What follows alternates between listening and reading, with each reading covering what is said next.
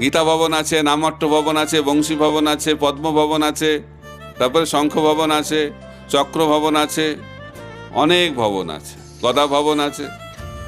অর্থাৎ যে বাড়িতে ভগবান থাকে সেই বাড়িটাকে বলা হয় ভবন। ভ মানে হচ্ছে ভগবান।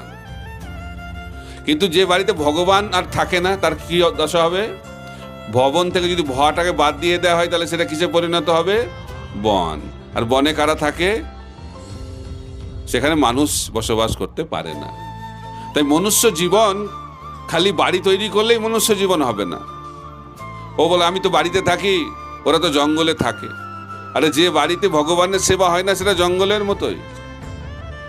তো সেই কারণে বাড়িটাকে যথার্থ ভবনে পরিণত করতে হবে, এবং তার পন্থা হচ্ছে যে ঋণ গৃহে ভজন দেখি গৃহেতে গোলক ভাই। অর্থাৎ বাড়িতে যখন ভগবান কেন্দ্রবিন্দু হবে,